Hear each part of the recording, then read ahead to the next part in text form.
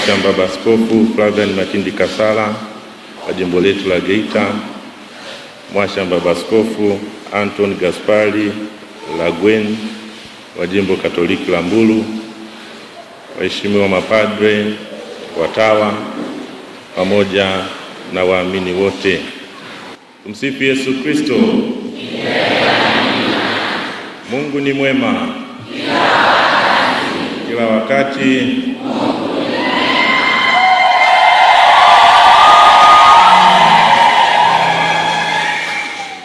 Miaka 10 ya parokia yetu.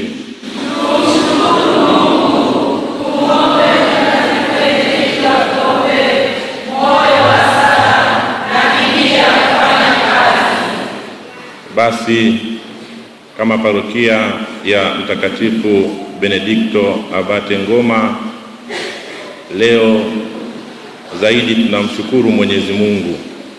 Tunamshukuru Mwenyezi Mungu kwa mambo makubwa mawili. Kwanza kabisa tunamshukuru Mwenyezi Mungu kwa zawadi ya miaka 10 ya uhai wa parokia yetu.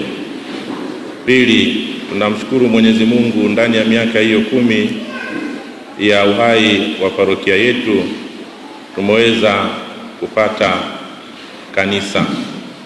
Kumbe wageni mliofika hapa, naombeni muungane na sisi katika shukrani hizo tunazozipeleka kwa Mwenyezi Mungu. Kwa wakati huu sasa nikukaribishe Mwashamba Baba Askofu Anton Gaspari Lagwen uendelee kutuongoza katika maadhimisho ya misa hii takatifu. Na kitambaacho juu ya nchi. Mungu akaumba mtu kwa mfano wake. Kwa mfano wa Mungu alimuumba mwanamume na mwanamke aliwaumba. Mungu akawabarikia. Mungu akawaambia, zaeni mkaongezeke, mkaijaze nchi na kuitisha, mkatawale samaki wa baharini na ndege wa angani na kila kiumbe chenye uhai kiendacho juu ya nchi. Mungu akasema, tazama nimewapa kila mche utoao mbegu na ulio juu ya uso wa nchi yote pia, na kila mti ambao matunda yake yana mbegu. Vitakuwa ndivyo chakula chenu, na chakula cha kila mnyama wa nchi, na cha kila ndege wa angani, na cha kila kitu kitambaacho juu ya nchi chenye uhai. Majani yote ya miche ndiyo chakula chenu. Ikawa hivyo. Mungu akaona kila kitu alichokifanya, na tazama ni chema. Ikawa jioni, ikawa asubuhi, siku ya 6. Basi mbingu na nchi zikamalizika na jeshi lake lote. Na siku ya 7 Mungu alimaliza kazi yake yote aliyoifanya, akastarehe siku ya 7. Akaacha kufanya kazi yake yote aliyoifanya. Mungu akaibarikia siku ya 7. Akaitakasa kwa sababu katika siku hiyo Mungu alistarehe. Akaacha kufanya kazi yake yote aliyoiumba na kuifanya. Neno la Mungu.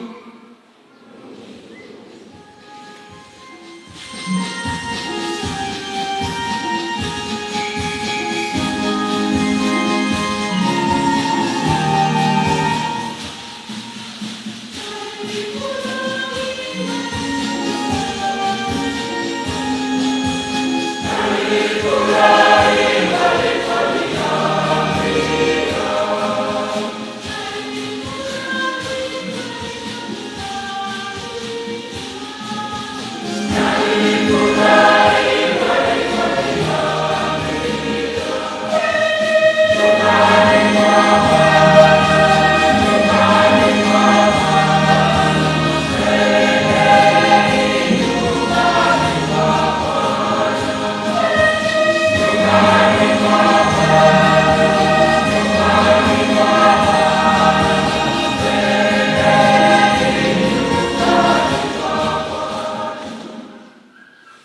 kabla haijazaliwa milima wala haijaumbwa dunia, na tangu milele na hata milele ndiwe Mungu. Kiitikio: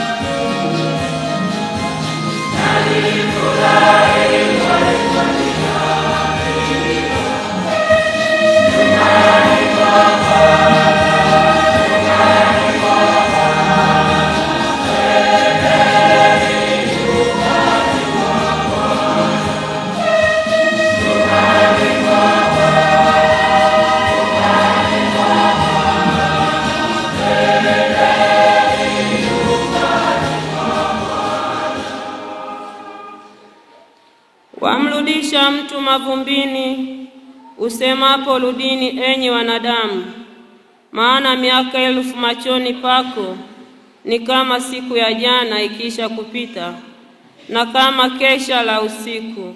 Kiitikio: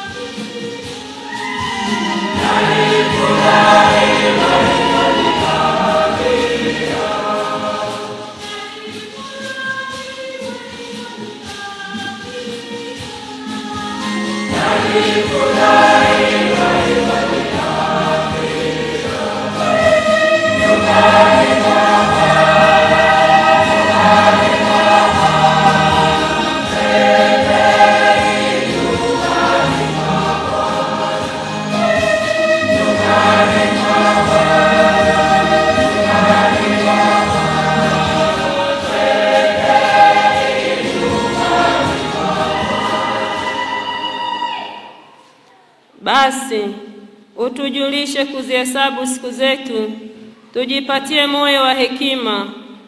Bwana, urudi hata lini? Uwahurumie watumishi wako. Kiitikio: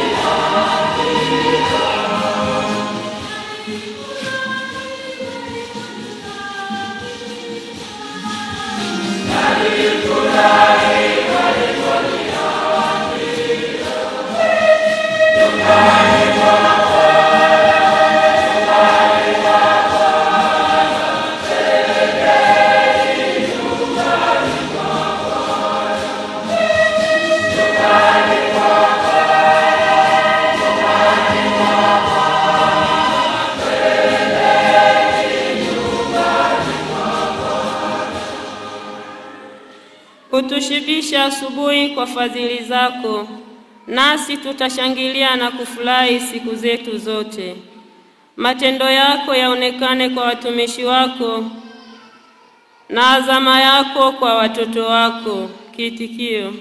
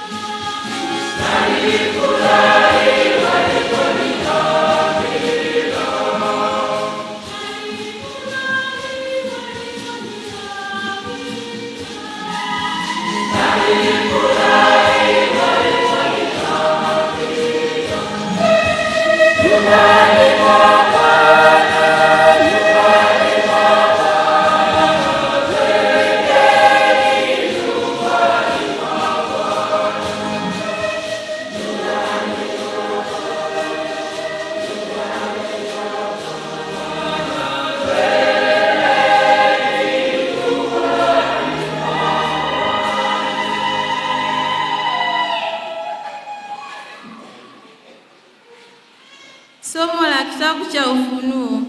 Ufunuo sura ya 8 aya ya 3 hadi ya 4. Mimi Yohane niliona malaika mwingine akaja akasimama mbele ya madhabahu, mwenye chetezo cha dhahabu.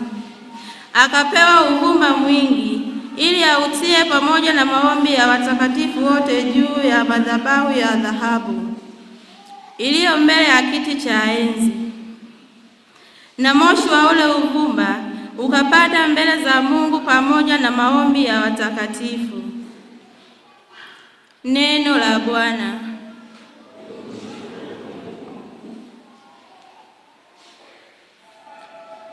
Bwana awe nanyi.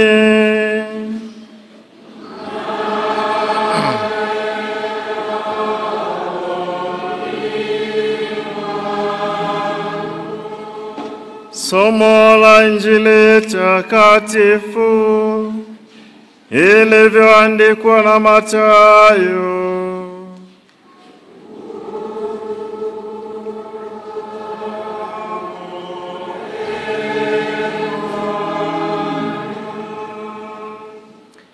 Yesu alipofika nchi yake, akawafundisha makutano katika sinagogi lao, hata wakashangaa wakasema, huyu amepata wapi hekima hii na miujiza hii?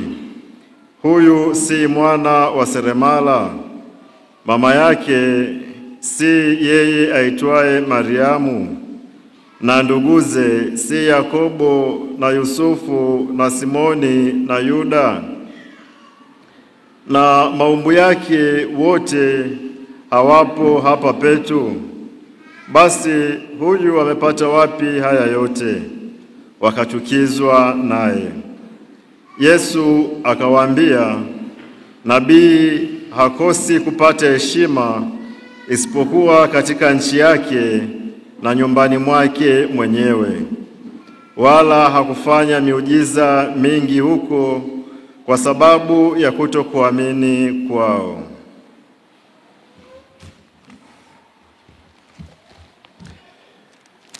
Neno la Bwana.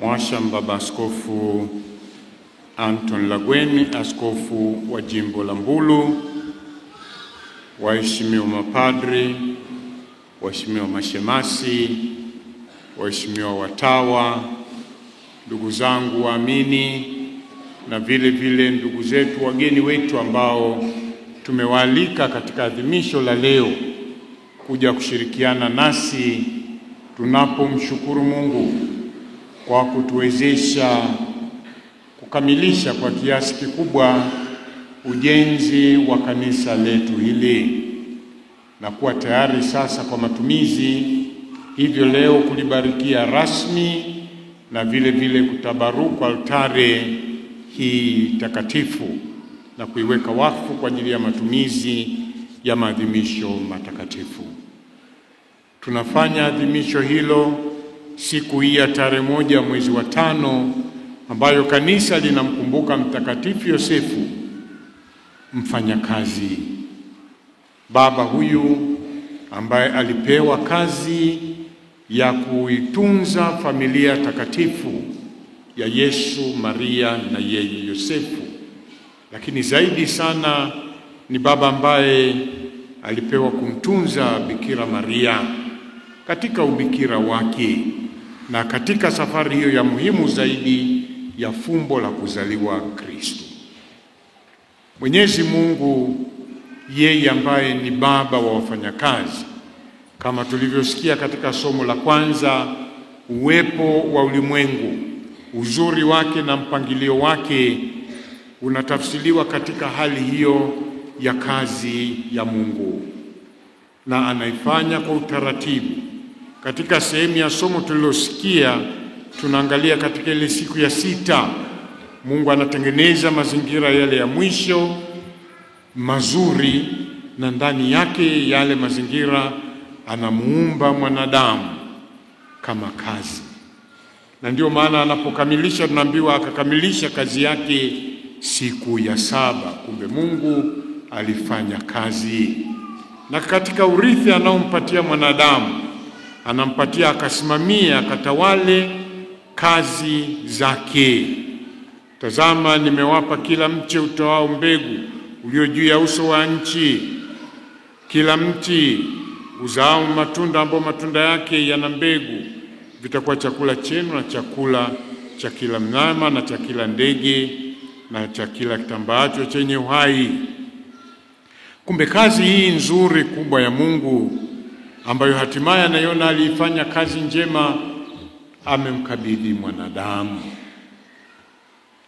Kwanza kazi takatifu ambayo Mungu alimpa kabla ya anguko, lakini hata baada ya anguko la wazazi wetu wa kwanza, kazi hii bado anamwonyesha sasa kwamba utaifanya, na kwa kweli inakuwa ni kama mikononi mwako, kwa jasho lako utakula, lakini bado utakatifu wa kazi umebaki, kwa sababu asili yake ni kwa Mwenyezi Mungu. Ndio maana kama tulivyosikia historia hii ya kuzaliwa kwa Yesu tunavyoifahamu, Yosefu anapokabidhiwa ile familia takatifu aitunze kama baba wa ile familia. Kati ya mambo makubwa Yosefu aliyofanya ni kuhakikisha anafanya kazi, na aliendelea na kazi yake ile ile ya useremala. Na humo alipata kipato cha kumtunza Bikira Maria, na hatimaye hata Yesu alipozaliwa ametunzwa na Yosefu kwa kazi. Anajua Yosefu anatunza Mungu ndani yake aliyetwaa ubinadamu, na kwa sababu Yesu alitwaa ubinadamu mkamilifu, Yosefu anamfundisha hata Yesu kazi. Anaendelea kukua akiwapenda watu na jirani, wazi akishiriki kazi za Mtakatifu Yosefu, mpaka wakati ambapo umekamilika wa Yesu sasa kuanza ile kazi kubwa ya ukombozi, ambayo vile vile ilikuwa ni kazi tena ngumu, pengine kuliko kazi zote ambazo binadamu amewahi kufanya. Kazi ya ukombozi haikuwa nyepesi, kubeba msalaba, kufa msalabani, lakini matunda ya kazi Yesu anakuja kutuonyesha katika ufufuko wake. Kazi yoyote matunda yake ni lazima yatuletee furaha. Kumbe leo tunapomwangalia Mtakatifu Yosefu, ndugu zangu, na mbele yetu tunalo kanisa hili, ninyi wanangoma mnajua kazi mliofanya katika eneo hili. Leo mnapoadhimisha mwaka wa 10 wa uwepo wa parokia yenu, ukweli kazi ya ujenzi wa kanisa ni zaidi ya miaka 10. Ujenzi wa kanisa hili umezidi miaka 10. Mlianza kujenga kanisa hili mkiwa bado kigango, mkajaribu mkiwa saparish chini ya usimamizi wa marehemu Padre Mpuya. Mlionja na kuelewa ugumu wa kazi, na mahali fulani kazi isipotakatifuuzwa inapata tafsiri tofauti. Kama nyinyi mnavyoelewa, kipindi fulani hata mlilikimbia kanisa, si ndio? Tukaamua kujenga kitu fulani kidogo kidogo pale, tukasema kanisa la muda, lakini kwa kweli ilikuwa ni mahali pa kujikinga jua tu. Hapakuwa na hadhi hiyo ya kanisa. Ni kwa sababu ilifika mahali ule utakatifu wa kazi, ule uzuri wa kazi ambao tunaufurahia leo, haukuingia katika mpango wa ujenzi wa kanisa.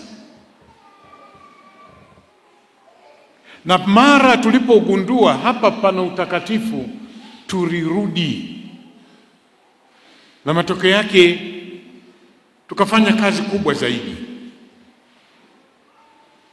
Lile kanisa la mwanzo tukalibadili mwelekeo, tukaliongeza ukubwa, na tukaweza kufanya, wakati tulishindwa lile la kwanza ambalo pengine lilikuwa dogo, dhaifu. Lakini tulipoona utakatifu tunaoutafuta na huu tunaoadhimisha leo, vimetutia shime.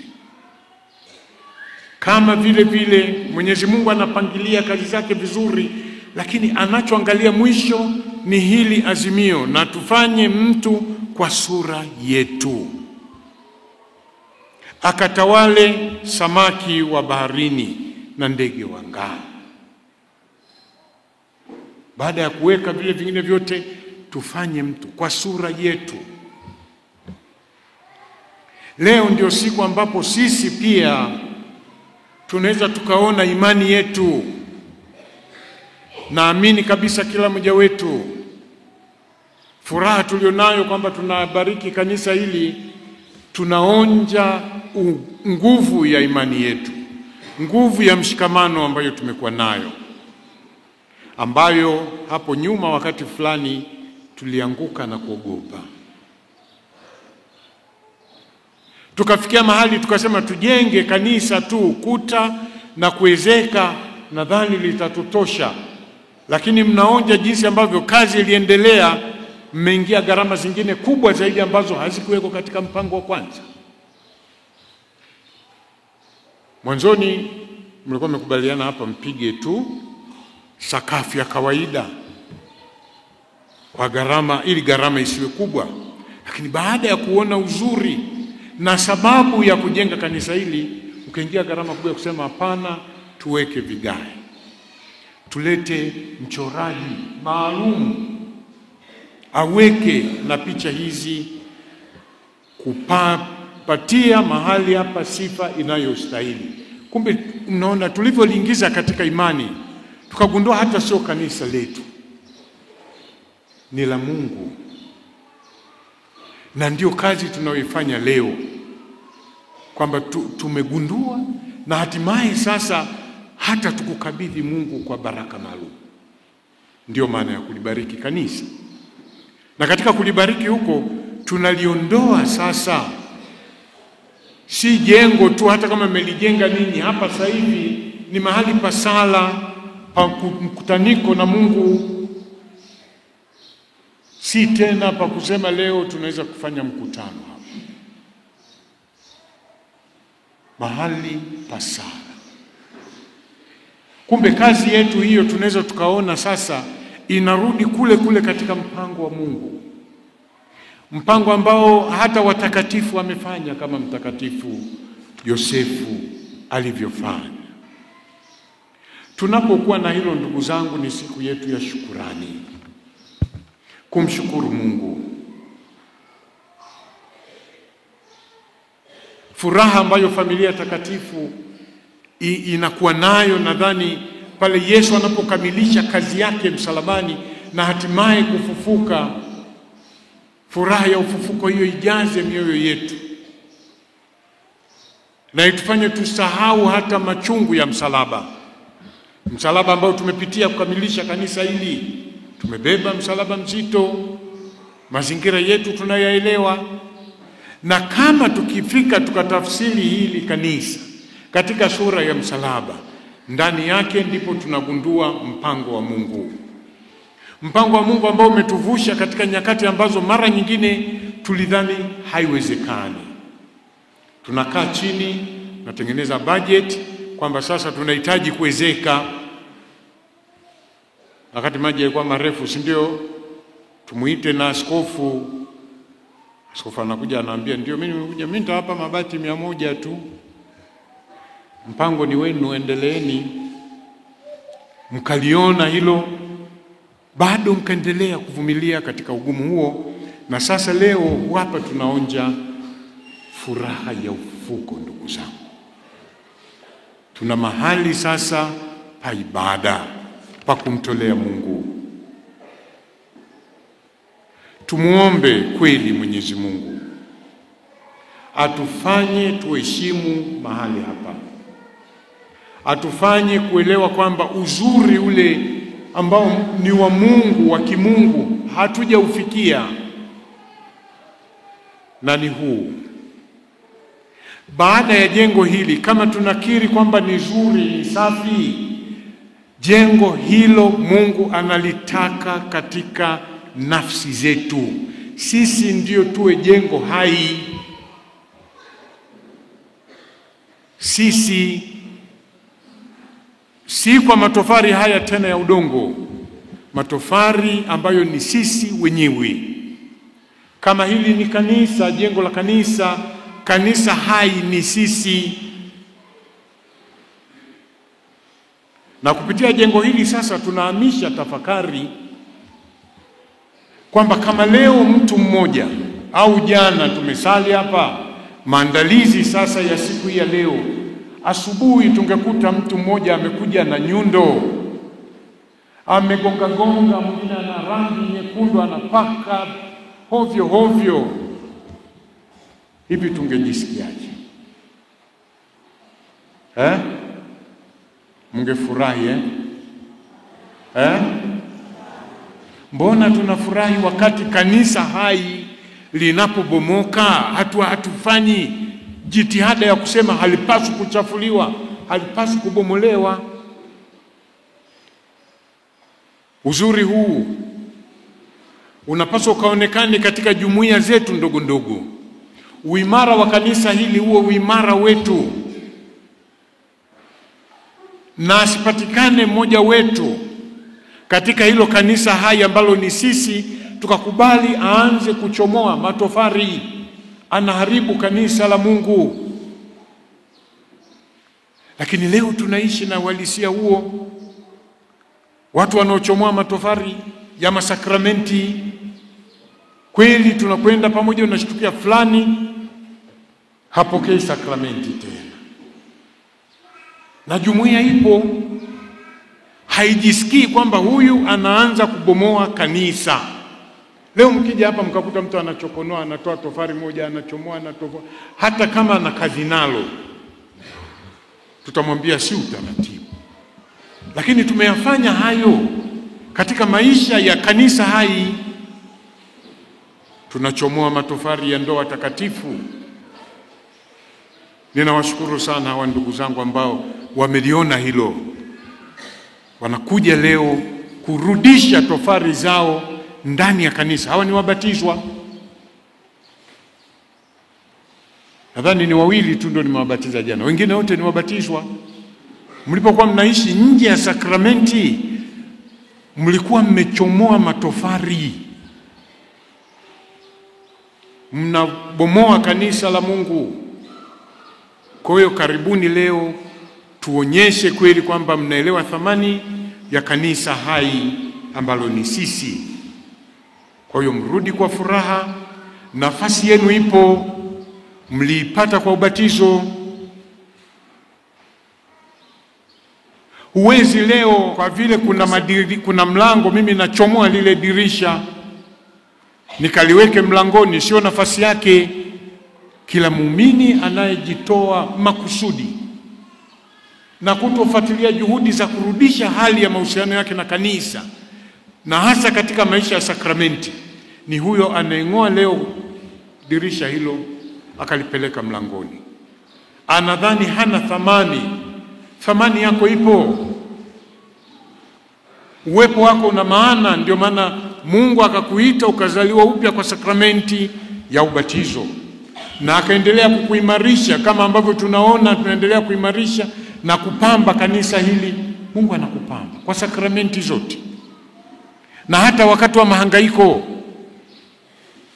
anatuwekea sakramenti ya wagonjwa, atujenge. Hata kama tunamaliza safari yetu, tutoke tunang'aa.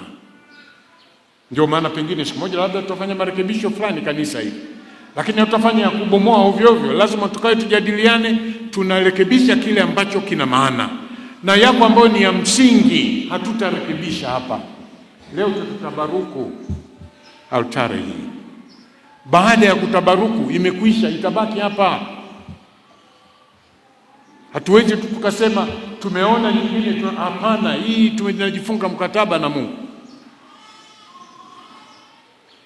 Mkristo, kuna nafasi yako iliyo ya kudumu. Wewe ni mbatizwa. Kwa sakramenti ya ubatizo wewe umemwitikia Mungu. Umechukua nafasi yako, umezaliwa, na kanisa haliui. Kwa hata wale mnaojitoa katika masakramenti yako ambayo hutayafuta, na ni neema za sakramenti. Inakuwekea alama isiyofutika. Badili majina, badili kazi, badili makazi, badili wake.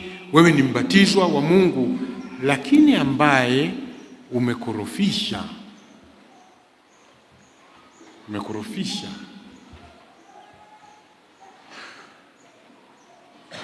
Na hapo sasa ndipo ambapo tunajiuliza Mungu atakufanya nini kama mpango wake mzuri tunauharibu.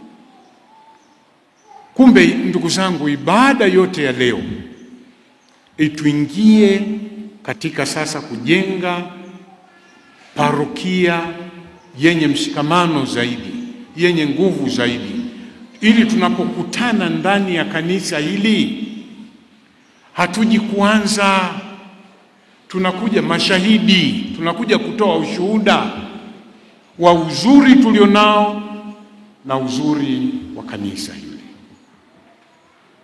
wa utakatifu tulionao na utakatifu wa mahali hapa, wa neema tunazozitafuta na neema zilizojaa hapa, mahali pa Mungu, mahali pa msamaha wa daima na pa kukutana na Yesu. Tunaweka leo tabernakulo pale mpya. Tulikuwa na tabernakulo fulani ambayo ilitulazimu mpaka tuweke huko sakristia, kwa sababu vile vile mazingira ya kazi yalikuwa yanaendelea. Lakini kwa sababu ya uzuri tunautaka kwa Mungu, tumeingia gharama kubwa na kununua tabernakulo hiyo kubwa nzuri. Lakini tusiangalie tu, ile ni mahali pa kuja kukutana na Yesu. Mje mumwabudu Yesu Ekaristi. Mumlalamikie kama mna malalamiko, njoo lalamika mbele yake. Kama ni furaha, njoo umweleze furaha zako. Kama kuna mahangaiko, kuna masikitiko, njoni kulingana na hali zetu. Kumbe tunaona hili kanisa ni mahali ambapo linakusanya wote. Tutaweka kiti cha maungamo hapa, tutaondolewa dhambi. Njoni kwa ajili ya kitubio.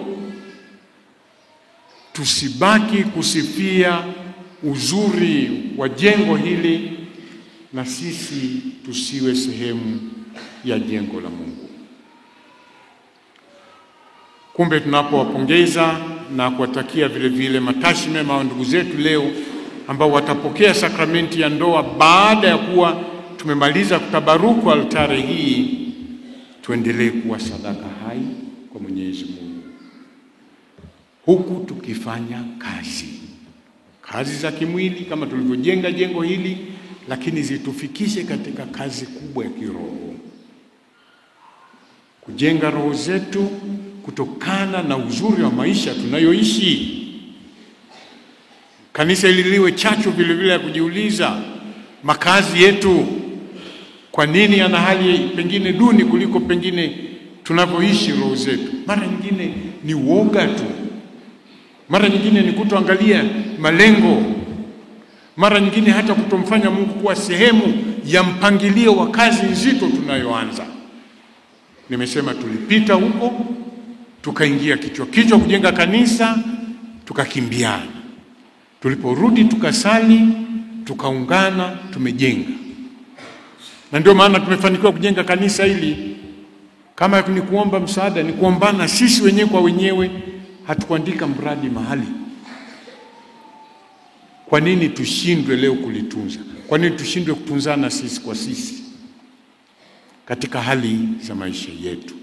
Kumbe tumuombe Mungu aendelee kutubariki, alilinde kanisa hili, na ndani ya kanisa hili sisi tupate ulinzi mkubwa wa kiroho, na turudi kuchota hapa nguvu ambayo tunahitaji daima, na tukaenda nayo kuipeleka katika familia zetu, kazi zetu, mazingira tunayoishi, na kila mahali baraka zake tuonje tunazochota hapa. Na ndio maana ili tuwe mawe hai, uhusiano wetu na jengo hili haukatiki. Leo hatubariki tukasema tumemaliza kazi, sasa mwende kwa amani. Ndipo tunafungua milango mje zaidi kudumisha uhusiano huo ambao utaendelea kutulisha. Tumuombe Mtakatifu Benedikto atuombee. Yeye tumemkabidhi awe mwombezi wetu, na sifa yake kubwa ni kazi, na sisi kweli tuwe parokia ya wafanyakazi ambao daima kazi yetu iwe ni mfano wa kuiga utendaji wa Mungu na shukurani wa Mungu. Tumsifu Yesu Kristo.